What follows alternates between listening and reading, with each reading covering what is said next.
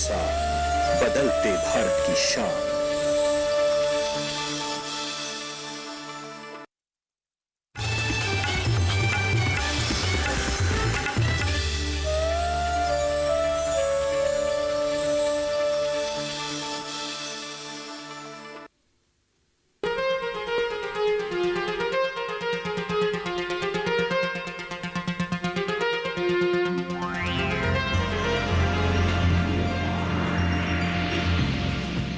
नमस्कार, आप देख रहे हैं दूरदर्शन किसान विचार विमर्श में। आप सभी का स्वागत है। मैं हूं ज्योत्सना।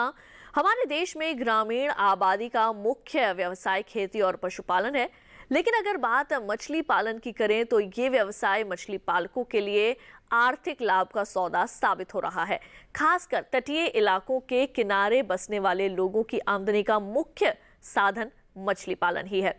साल में 2 बार एक तालाब से मछलियां बिक्री के लिए प्राप्त की जा सकती हैं। इस कारण मछली पालन के प्रति रुझान और भी ज्यादा बढ़ा है।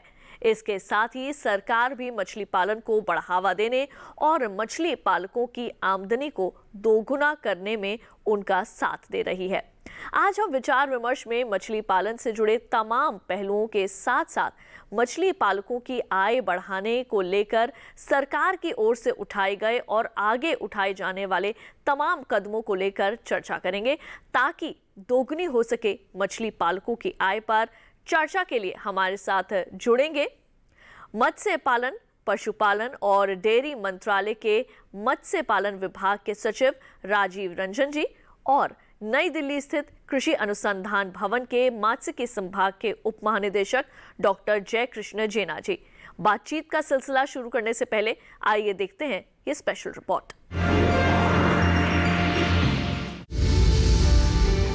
मछली पालन तेजी से बढ़ता हुआ व्यवसाय है। ये व्यवसाय देश की अच्छी खासी आबादी के लिए रोजगार का जरिया बना हुआ है।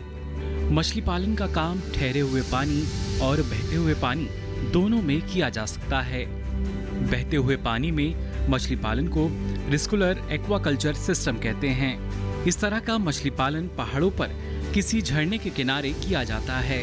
ठहरे हुए पानी में मछली पालन का काम मैदानी इलाकों में किया जाता है।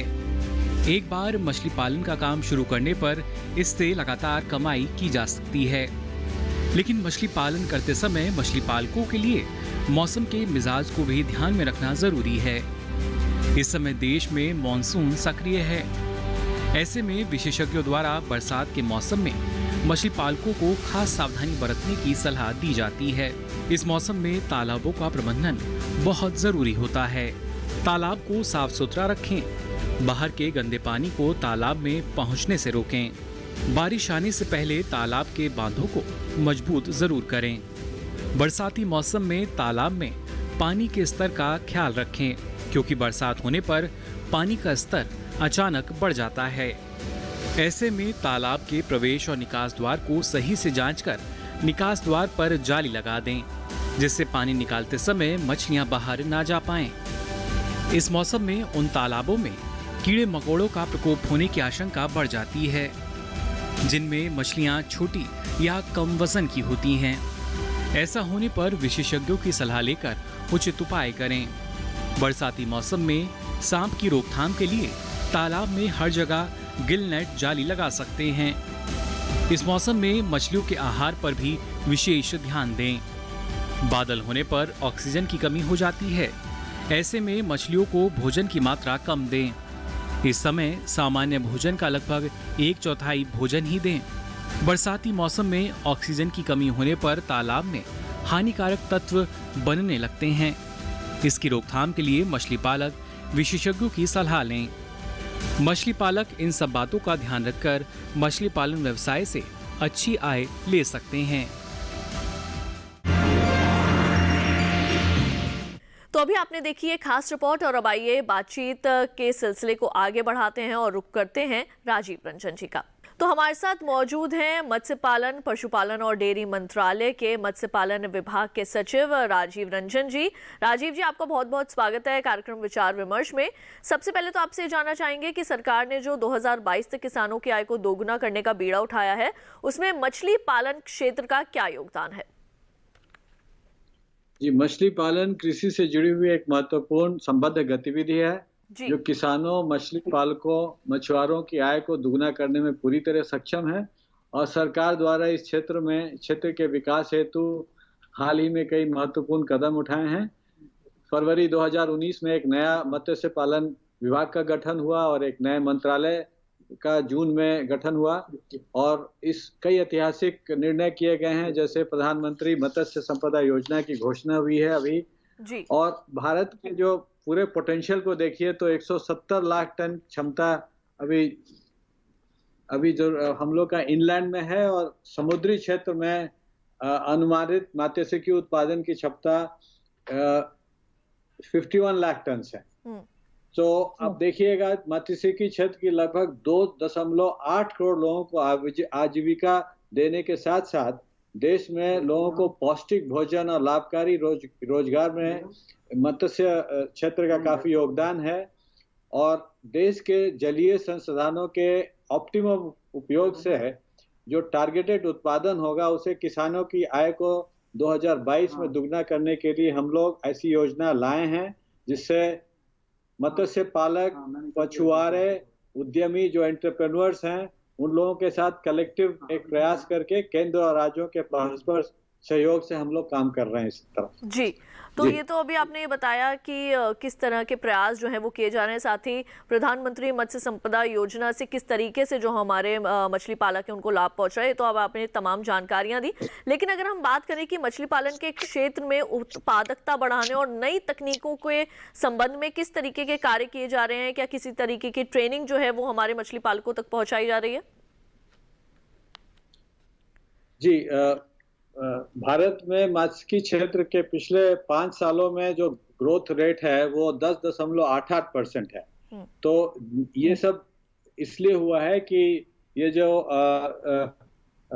वृद्धि है ये इसमें हम लोग मत्स्यिकी क्षेत्र की पूरी क्षमताओं का उपयोग कर रहे हैं और इसमें जो सस्टेनेबल और तरीके हैं जैसे जलीय एक्वाकल्चर के विस्तार को बढ़ाना, एरिया एक्सपेंशन करना, भूमि और जल के उत्पादक का उसका ध्यान, उसका गुणवत्ता बढ़ाना, उसका फिश सीड है उस क्वालिटी फिश सीड की आपूर्ति को बढ़ाना, स्पीसीज डाइवर्सिफिकेशन, उनके आनुवांशिक सुधार करने के लिए, उनके रोग प्रबंधन के लिए हम लोगों ने नवाचारों, नए इनोवेशंस को बढ़ावा दिया है और PMSY में हम लोग जो नई स्कीम की मैं बात कर रहा था उसमें हम लोगों ने 20,050 करोड़ का अनुमानित निवेश किया जाएगा और इसमें हम लोगों ने बहुत सारी एक्टिविटीज 100 के आसपास अलग अलग योजनाएं हैं जिससे मछली क्षेत्र में उत्पादन और उत्पादकता को बढ़ाना है, गुणवत्ता, प्रौद्योगिकी की जो टेक्नोलॉजी के साथ पोस्ट हार्वेस्ट में इंफ्रास्ट्रक्चर का प्रबंधन है, पूरे मूल्य श्रृंखला का आधुनिकीकरण है। तो इस तरह से हम लोग नई तकनीकों का उसका फायदा उठा रहे हैं। जी, अगर वर्तमान स्थिति की बात करें तो देश में कुल कितना जो है वो मछली उत्पादन हो रहा है और इसके निर्यात की स्थिति क्या है फिलहाल हमारे देश में? भारत अभी विश्व का दूसरा सर्वाधिक मत्स्य उत्पादन करने वाला देश है। भारत का मछली उत्पादन ग्लोबल शेयर जो है उसमें हम लोग का 7.73% है और हम लोग भारत जो है विश्व का चौथा सबसे बड़ा सी फूड एक्सपोर्टर है, सी फूड निर्यातक अभी है। तो अभी देश में काफी काम हो रहा है इसमें। 2018-19 जो वर्ष है उसके दौरान अभी तक के उच्चतम स्तर 147.58 लाख टन मत्स्य उत्पादन को प्राप्त किया गया है और इसमें हम लोगों ने 46,000 करोड़ से ज्यादा 46,600 करोड़ रुपए का सी फूड एक्सपोर्ट किया है, करीब 13.93 लाख टन और इसका जो आप देखिएगा 6.73 बिलियन US$ का हमें एक्सपोर्ट अर्निंग हुआ है और इसके साथ साथ हम लोग घरेलू खपत भी बढ़ा रहे हैं, पर कैपिटा कंजम्पशन करा रहे हैं और हम लोग का टारगेट है अगले 5 साल में निर्यात को दुगना करके 1 लाख करोड़ रुपया तक ले जाने के लिए, जिसका उल्लेख ऑनरेबल फाइनेंस मिनिस्टर ने इस बजट में भी किया है। तो हम लोग का टारगेट है 1 लाख करोड़ रुपया का निर्यात करना अगले 5 साल के अंदर। जी जी।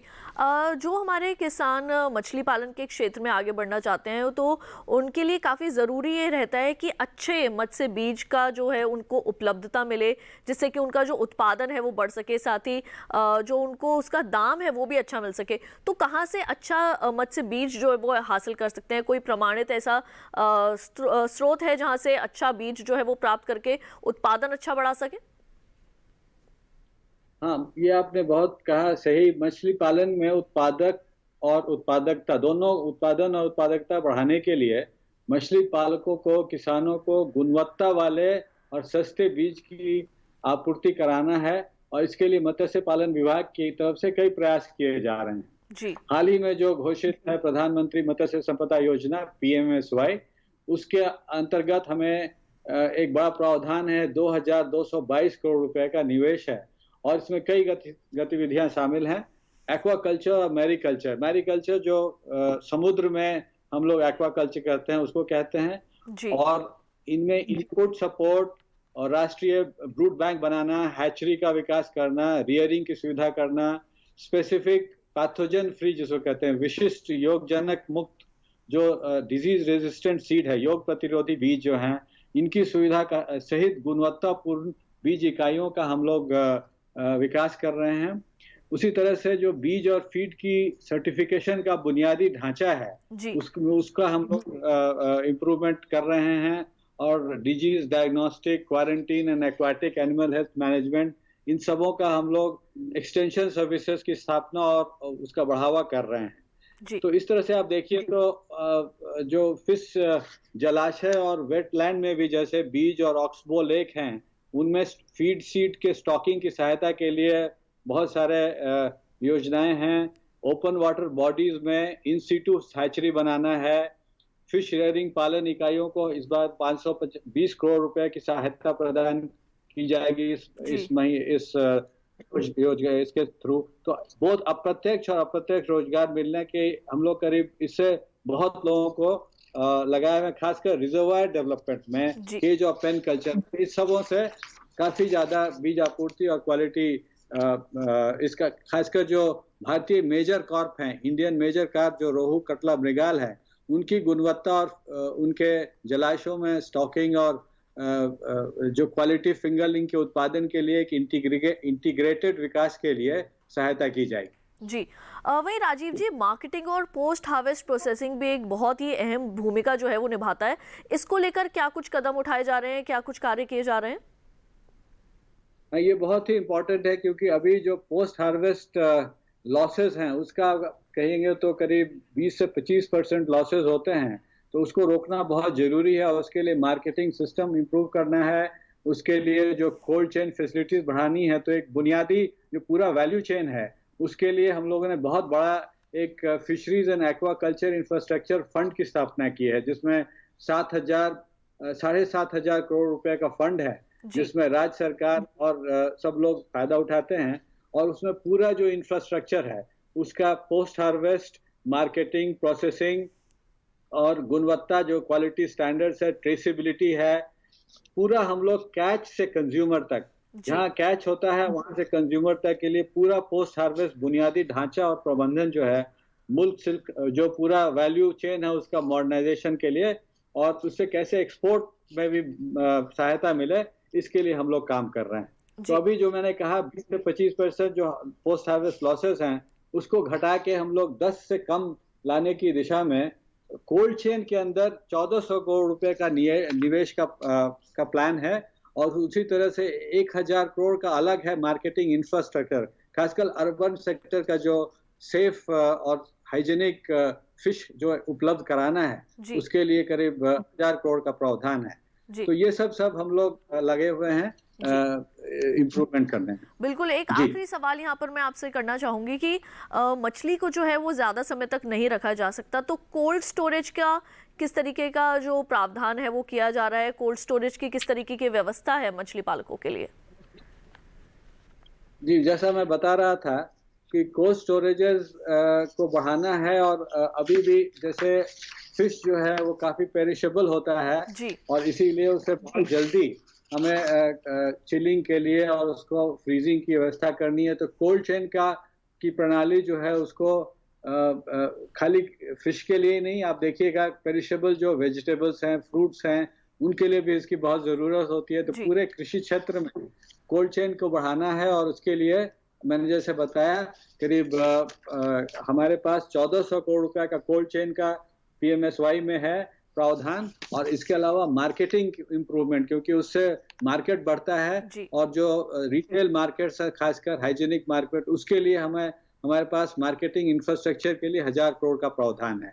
तो इन सबों से हमें आशा है कि ज्यादा उपलब्ध होगी और पर कैपिटा कंजम्पशन भी बढ़ेगा। जी, तो राजीव जी हमारे साथ जुड़ने के लिए आपका बहुत बहुत शुक्रिया। आपने इतना समय दिया और इतनी महत्वपूर्ण जानकारियां हमारे मछली पालकों तक पहुंचाई, और खासकर उन लोगों तक भी जो मछली पालन के क्षेत्र में आगे बढ़ना चाहते हैं। आपका बहुत बहुत धन्यवाद। और इसी के साथ कार्यक्रम विचार विमर्श में वक्त हो चला एक छोटे से ब्रेक का। जल्द लौटेंगे वापस, आप देखते रहिए दूरदर्शन के साथ।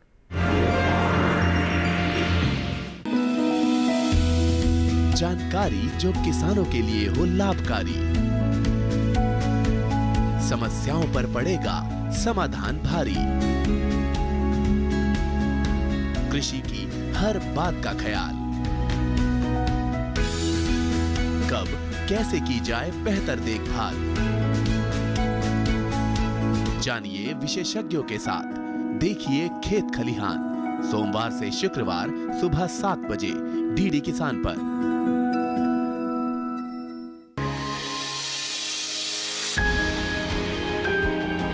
सहेजें कण कण को,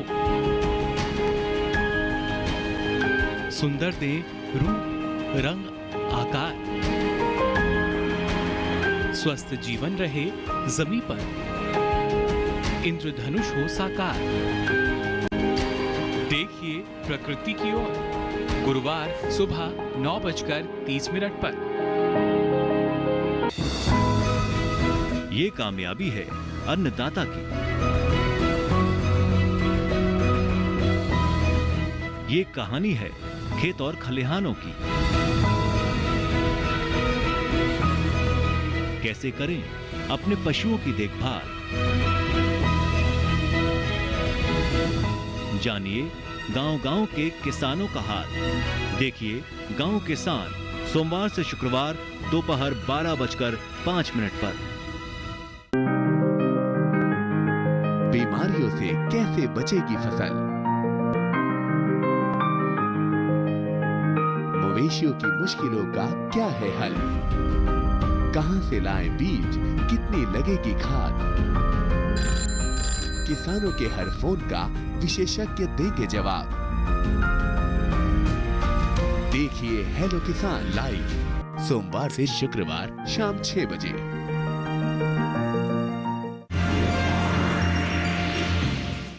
ब्रेक के बाद एक बार फिर आप सभी का स्वागत है कार्यक्रम विचार विमर्श में। जैसे कि आप सभी जानते हैं कि आज राष्ट्रीय मत्स्य पालक दिवस है, और इसी संबंध में आज हम अपने कार्यक्रम में भी बातचीत कर रहे हैं मछली पालन के संबंध में।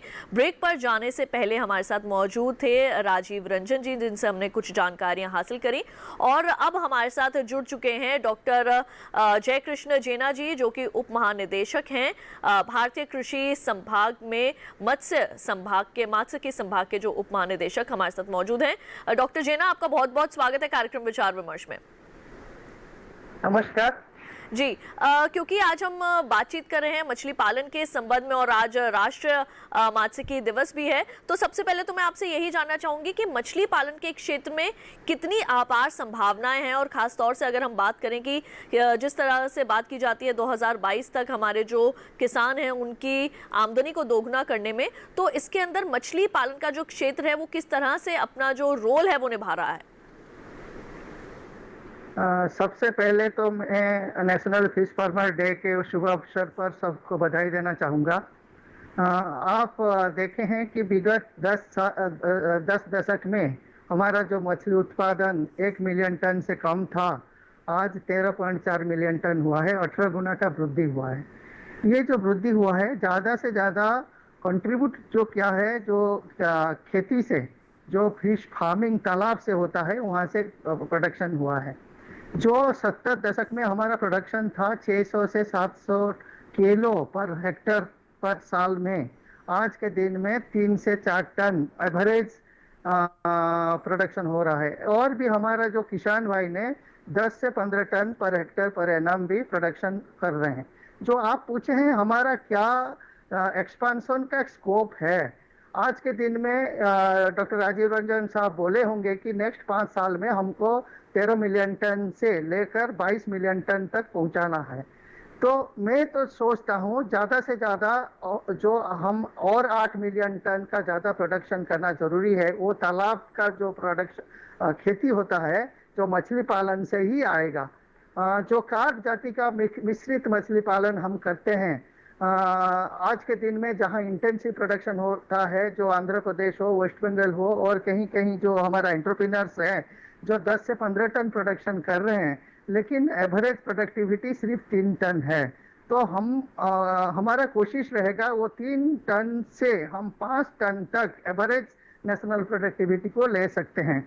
हमारा जो रिसोर्सेस है, फार्मिंग टेक्नोलॉजी अवेलेबल है, इनपुट रिसोर्सेस है, ये सब पॉसिबल है प्रोडक्शन का।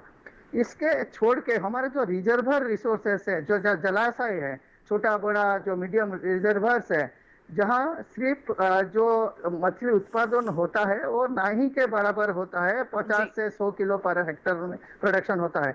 लेकिन आज के दिन में जो पिंजरा पालन हम करते हैं, 6 meter by 4 meter by 4 meter पिंजरा में, छोटा पिंजरा में हम 3 टन प्रोडक्शन ले सकते हैं।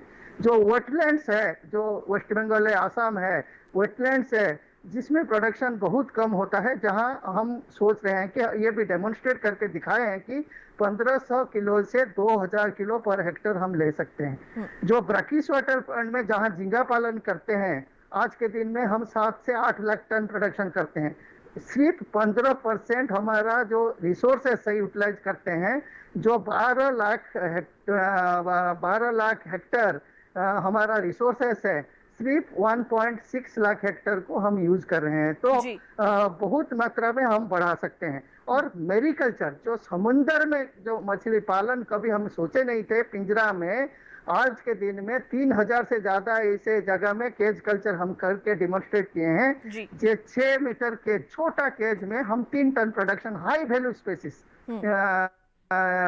जो 300-400 रुपया में पर किलो बेच सकते हैं। जी, ये तो अभी आपने यहाँ पर जानकारी दी कि इसके अंदर कितनी संभावनाएं हैं, लेकिन अगर मछली पालन पर हम जलवायु परिवर्तन के संबंध में बात करें तो उसके बारे में क्या जानकारी देना चाहेंगे? क्या जलवायु परिवर्तन का असर मछली पालन पर भी पड़ सकता है? हाँ जी, जो जलवायु का परिवर्तन है ये तो सबसे बड़ा चुनौती है, लेकिन ये जो जलवायु परिवर्तन है ये एक स्लो प्रोसेस है। ऐसे नहीं है कि कल के परसों में ऐसे चेंज सडनली हो जाएगा। जो देखा गया है, जो बताया गया है कि भाई 2100 तक लगभग 2 डिग्री का टेम्परेचर बढ़ने का उम्मीद है। तो धीरे धीरे ये जो टेम्परेचर बढ़ रहा है ये तो इफेक्ट कर रहा है, सिर्फ आज नहीं, जो लास्ट 10-20 साल से हम देख रहे हैं जो जलवायु परिवर्तन का इफेक्ट तो फिशरीज के ऊपर आ रहा है। जैसे समुद्र में मछली का डिस्ट्रीब्यूशन है, फॉर एग्जांपल जैसे आप लोगों को पता होगा केरला कर्नाटका कोस्ट में एक सार्डिन और मैक्रेल 2 इम्पोर्टेंट फिश मछली मिलता है, जिसका डिस्ट्रीब्यूशन सिर्फ वही जगह पर मिलता था। लेकिन अभी हम लास्ट 1 दशक में देखे हैं जिसका डिस्ट्रीब्यूशन आजकल इवन महाराष्ट्र, गुजरात तक मिलने लगा है।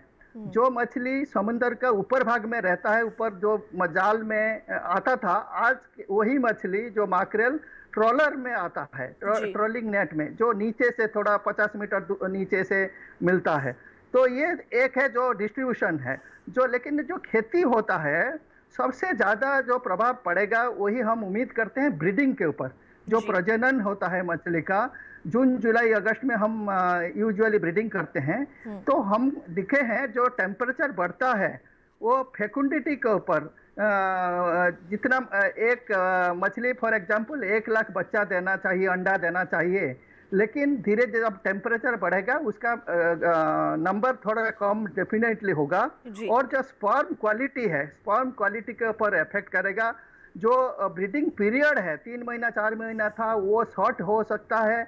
जैसे हमारा जो कोल्ड वाटर रीजन है, फॉर एग्जांपल हिमाचल प्रदेश, जम्मू कश्मीर, जहां ट्राउट कल्चर होता है, वहाँ टेम्परेचर बढ़ेगा तो ट्राउट फार्मिंग शायद मुश्किल होगा, शायद वहाँ कार्प मछली हो सकता है।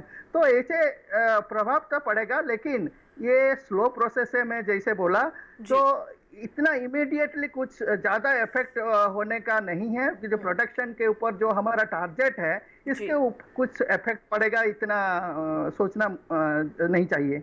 जी बिल्कुल, तो आपका यही कहना है कि इसके ऊपर ज्यादा जो है वो उसका प्रभाव नहीं पड़ेगा, लेकिन धीरे धीरे इसका प्रभाव पड़ सकता है, खासकर अगर हम बात करें ब्रीडिंग के ऊपर।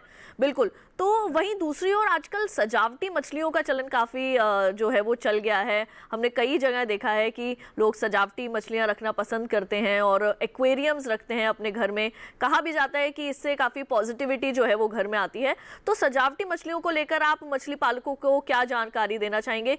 किस तरह से उनका व्यवसाय जो है वो कर सकते हैं सजावटी मछलियों का, जिससे आमदनी में भी जो है वो इजाफा हो सके उनकी? सही आप बोले हैं। धीरे धीरे ऑर्नामेंटल फिश फार्मिंग, जो सजावटी मछली का प्रभाव धीरे धीरे बढ़ रहा है। मेनली टाउन सिटी में लोग घर घर में रखने शुरू किए हैं। लेकिन जो आप खेती के बारे में बोल रहे हैं, ये एक टेक्नोलॉजी है, हम बोलते हैं स्केल न्यूट्रल टेक्नोलॉजी। जिसके पास ज्यादा पूंजी है, ज्यादा इन्वेस्टमेंट कर सकते हैं, वो बड़ा स्केल में कर सकते हैं। जिसके पास कम जगह है, कम इन्वेस्टमेंट कैपेसिटी है, वो छोटा जगह में उसका घर का पीछे भी 4-6 मिट्टी का टैंक बना के भी वो खेती कर सकते हैं। आज के दिन में जो हमारा डोमेस्टिक मार्केट है, तो 3-4 जो स्पेसिस जो मछली है, जैसे गोल्ड हुआ, कोई कार्प हुआ, एंजल फिश हुआ, या हम फाइटर फिश बोलते हैं, और कुछ बोलते हैं हम कि लाइव बियरर्स, जैसे ब्लैक मोली, गोपी, रेड सोटल, ये बहुत इजी ब्रीडिंग होता है। तो कोई जिसका पढ़ाई कम हो, अनपढ़ भी कोई किसान है, 1 हफ्ता 2 हफ्ता ट्रेनिंग कर लेने के बाद वो शुरुआत कर सकते हैं। जो बोलते हैं कॉटेज इंडस्ट्री जैसे, बैकयार्ड फार्मिंग जैसे कर सकते हैं।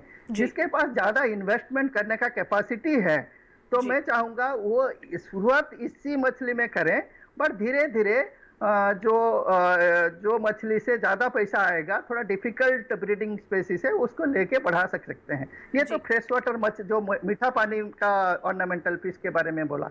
लेकिन आज के दिन में जो इंटरनेशनल मार्केट है, एक्सपोर्ट मार्केट है, वो मैराइन ऑर्नामेंटल के ऊपर ज्यादा फोकस करते हैं। जैसे डामसेल हुआ, क्लाउन फिश हुआ, ये थोड़ा एक्सपेंसिव फिश है। एक मछली, एक अच्छा क्लाउन फिश $10 में भी बेच सकते हैं। ठीक है, तो हम लास्ट 5 सालों में इसे कम से कम 20 ऐसे मछली को ब्रीडिंग करके उसका टेक्नोलॉजी विकसित किए हैं, जो हम फार्मर को ट्रेनिंग करके दे रहे हैं, डेमोन्स्ट्रेट कर रहे हैं। ऐसे भी हमारा कुछ डिजाइनर फिश भी हम डेवलप किए हैं, जो हाइब्रिड बना करके जिसका डिमांड धीरे धीरे बढ़ता जा रहा है। तो मेरा तो उम्मीद है कि ये एक सेक्टर है जिसका धीरे धीरे एक्सपेंशन जरूर होगा, क्योंकि डिमांड बढ़ रहा है, एंड एक्सपेंशन जरूर होगा, ये मेरा उम्मीद है। जी वहीं आपने बातों बातों में यहाँ पर जो प्रशिक्षण का भी यहाँ पे आपने जिक्र किया, तो चलते अब मतलब इसी के अंदर आपसे ये भी पूछ लेते हैं कि कहाँ से जो हमारे मछली पालन जो लोग करना चाहते हैं, खासकर अगर हम सजावटी मछलियों की बात जैसे अभी हमने करी, तो किस तरीके से, कहाँ से उसके लिए प्रशिक्षण ले सकते हैं, कहाँ से ट्रेनिंग ले सकते हैं, कितने दिन का प्रशिक्षण होता है ये? हमारा जो ICAR में 8 ऐसे रिसर्च इंस्टीट्यूट है, जो फिशरीज का रिसर्च इंस्टीट्यूट है। एक इंस्टीट्यूट छोड़ के हमारा 7 ये ऑर्नामेंटल फिश ब्रीडिंग कल्चर होता है, और ट्रेनिंग भी है। यूजुअली हम शॉर्ट टर्म ट्रेनिंग प्रोग्राम करते हैं, 5 से 7 दिन प्रोग्राम, जिसमें थ्योरी प्रैक्टिकल दिया जाता है। धीरे धीरे एक बार कोई ट्रेनिंग लेके जाता है, तो शुरुआत जब करते हैं, जब कुछ शुरुआत करेंगे, धीरे धीरे तो प्रॉब्लम तो आएगा, बट वो धीरे धीरे सीख जाते हैं। तो जरूरी पड़ेगा तो सेकेंड टाइम ट्रेनिंग आने से वो हो सकता है। हमारा जो मैं बोला 7 इंस्टीट्यूट है, भुवनेश्वर में एक सीफा है जो मीठा पानी में, CIFE मुंबई में है, और एक है कोलकाता में CIFRI। ये 3 जो इंस्टीट्यूट है वो मीठा पानी का ऊपर देते हैं। और लखनऊ के पास और एक इंस्टीट्यूट है NPFGR, और एक भीमताल में कोल्ड वाटर फिशरीज। ये सब मीठा पानी का, जो मैं गोल्ड फिश बोला, एंजल फिश, ये सब के ऊपर देते हैं। लेकिन जो मेराइन फिश, डामसेल और क्लाउन फिश बोला, इसके लिए हमारा एक संस्था है कोचिन में, जी। CMFRI central marine fishery research institute सिर्फ वही कोचीन में नहीं, उनका सेंटर में है, त्रिवेंद्रम के पास है, मंडपम में है, जितना भी सेंटर है सिर्फ हम इंस्टीट्यूट में देते नहीं, हमारा इंस्टीट्यूट के छोड़ के भी जितना सेंटर है वहाँ से भी ट्रेनिंग ले सकते हैं। तो वो हम कोई भी किसान भाई और बहन वो शुरुआत करना चाहते हैं तो निर्देशक को लिख सकते हैं, एंड जब ट्रेनिंग होगा तो हम बताते रहते हैं। जी। वहीं मछली पालन के लिए बहुत ज़रूरी होता है कि पानी और भूमि का जो सही चुनाव है वो करना। तो अगर हमारे जो मछली पालक जो हैं वो अगर तालाब में जो है वो मछली पालन करना चाहते हैं तो किस तरीके का पानी होना चाहिए और किस तरीके की भूमि होनी चाहिए, पानी का स्तर जो है वो कितना होना चाहिए, और बहुत ज़रूरी होता है कि पीएच मान का भी पता होना जो हमारे मछली पालक हैं उनको, तो कितना पीएच मान होना चाहिए, ये तमाम बातें थोड़ा जानना चाहेंगे आपसे। आप 3-4 क्वेश्चन पूछे। पहले चीज जो आप बोले कि आपका चुना जो कहाँ शुरुआत करेंगे, आपका मिट्टी कैसे होना चाहिए, पानी कैसे होने, ये सबसे बड़ा इम्पोर्टेंट चीज है। जब कोई पुराना तालाब है तो आपके कुछ जरूरी नहीं है कैसे मैनेजमेंट करेंगे, वो हम बोलेंगे। लेकिन कोई नया तालाब खोदाई करना चाहता है, शुरुआत करना चाहता है, उनके लिए फर्स्ट थिंग हम उनका है पानी का स्रोत, अवेलेबिलिटी ऑफ वाटर। जहाँ पानी, क्योंकि मछली पानी के बिना पालन नहीं हो सकता, तो साल भर पानी मिलना चाहिए। तो जहाँ वाटर टेबल हो या कैनाल हो, वो एक पहला चीज है। दूसरा है मिट्टी का क्वालिटी, जो हम बोलते हैं कि ऐसे होना चाहिए जैसे सैंडी सॉइल होना नहीं चाहिए, मिट्टी थोड़ा चिकना जैसे होना चाहिए, जैसे पानी रिटेंशन तो हो, सीपेज में निकल जाना नहीं चाहिए, बंधा से निकल जाना नहीं चाहिए। और हम बोलते हैं जहाँ थोड़ा एसिडिक सॉइल नहीं हो, तो ये जगह को थोड़ा अवॉइड करना चाहिए। लेकिन ज़्यादा से ज़्यादा जगह पर एसिडिक होता नहीं है। सॉइल पीएच हम बोलते हैं 5.5 से 6.5 पीएच, सॉइल का पीएच मैं बोल रहा हूँ, वाटर का नहीं। सॉइल पीएच ऑप्टिमम है। तो पानी का पीएच कितना होना चाहिए आप पूछे। यूजुअली हम बोलते हैं 7.5 से 8.5 पीएच, 7.5 से 8.5 पीएच बेस्ट है। और ज़्यादा से ज़्यादा जगह पर यही रहता है, एक्सेप्ट दैट ऑफ कहीं एसिडिक एरिया सॉइल है, जैसे नॉर्थ ईस्ट एरिया कुछ जगह है, या कहीं मैंग्रोव एरिया है, वहाँ थोड़ा एसिडिक सॉइल मिलता है तो पानी होता है। और सबसे बड़ा इम्पोर्टेंट है वाटर क्वालिटी का सिर्फ पीएच नहीं है, जो अल्कलिनिटी, ये एक सबसे बड़ा इम्पोर्टेंट एक पैरामीटर है जिसको हम बोलते हैं 80 से 120 mg पर लीटर, जो अल्कलिनिटी सबसे बढ़िया है। बहुत जगह पर क्या होता है 250-300 अल्कलिनिटी हो जाता है, तो क्या वहाँ स्पॉन सर्वाइवल, जो छोटा बच्चा होता है मछली का, वो सर्वाइवल मुश्किल होता है। तो थोड़ा बहुत पानी जांच करना चाहिए। जब कोई नया शुरू करना चाहते हैं तो पानी मिट्टी जांच कर देना जरूरी होता है। बिल्कुल, पानी और मिट्टी की जांच करना बहुत ज़रूरी होता है। तो वहीं आपसे अब ये हम पूछना चाहेंगे कि आज राष्ट्रीय मत्स्य दिवस है, तो इस दिवस पर आप जो मछली पालक हैं उनके लिए क्या संदेश देना चाहेंगे? कुछ ऐसी अहम जानकारियां आप उनके लिए देना चाहेंगे? जरूर। जैसे आप देखेंगे 1950s जब हम स्वाधीन हुआ, मछली पालन शुरुआत हुआ, वो टाइम में नदी से सिर्फ मछली का बीज लोग लेते थे। आज के दिन में हमारा टेक्नोलॉजी ऐसा है, आज के दिन में 60 से भी ज़्यादा टाइप का मछली को हम ब्रीडिंग टेक्नोलॉजी अवेलेबल है, जो किसान भाई और बहनों कर रहे हैं। हमारा जो मछली है, भारत देश इतना बड़ा है, एक टेक्नोलॉजी पूरा देश के लिए सही नहीं होगा। तो हम चाहते हैं रीजन बेसिस में, जहाँ फॉर एग्जांपल जैसे नॉर्थ ईस्ट में, वेस्ट बंगाल में, वो कुछ मछली को ज़्यादा प्रीफर करते हैं। जैसे बोलता हूँ गोनियास, पापदा, एनाबस, जैसे कोई ऐसे कुछ मछली उनको ज़्यादा चाहिए, ज़्यादा डिमांड है, तो उनके लिए ऐसे मछली करना चाहिए। जैसे नॉर्थ इंडिया में लोग थोड़ा कांटा जो मछली में है वो कम पसंद करते हैं, इसीलिए कैटफिश जो मांगुर हुआ या पंगास हुआ, ये सब मछली उत्पादन करना जरूरी है। तो सबसे ज़्यादा इम्पोर्टेंट है क्या क्वालिटी सीड, क्या साइज होना चाहिए, कब स्टॉकिंग करेंगे, जब मिक्स्ड फार्मिंग कर रहे हैं कौन सा कितना मात्रा में डालेंगे, और क्वालिटी जहाँ से आप सोर्स कर रहे हैं, क्योंकि देख के आप बोल नहीं सकते उसका क्वालिटी कैसा है। तो सोर्सिंग जो अच्छा हैचरी है, जहाँ से अच्छा क्वालिटी मिलता है, वो एक इंश्योर करना जरूरी है, क्योंकि बच्चा अच्छा होगा तो मछली बढ़ेगा ज़्यादा।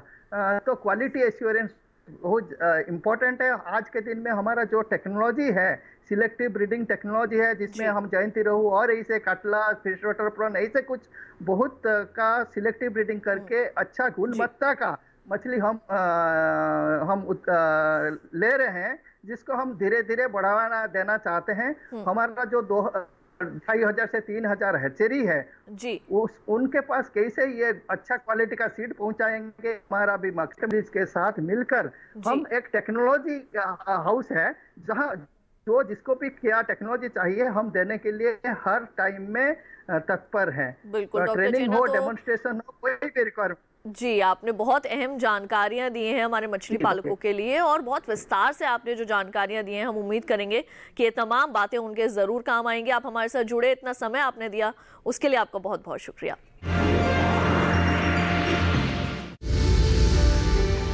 देश में काफी समय से लोग मछली पालन व्यवसाय से जुड़े हैं।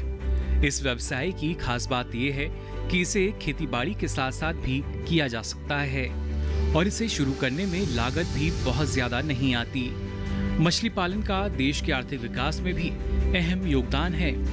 ऐसे में सरकार भी मछली पालन को बढ़ावा देने और मछली पालकों की आय को बढ़ाने के लिए इस क्षेत्र से जुड़े लोगों को पूरा सहयोग दे रही है। हर साल 10 जुलाई को राष्ट्रीय मत्स्य पालन दिवस भी मनाया जाता है। इतना ही नहीं, सरकार ने मछली पालन के विकास के लिए बड़ी कवायद शुरू कर दी है। इसके तहत प्रधानमंत्री मत्स्य संपदा योजना के लिए 20,000 करोड़ रुपए सरकार की ओर से दिए गए हैं।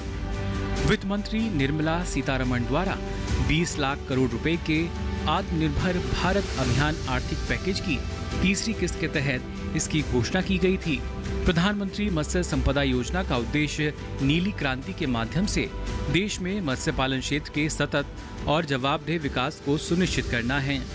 इस कार्यक्रम से 55 लाख लोगों को रोजगार मिलने की उम्मीद है।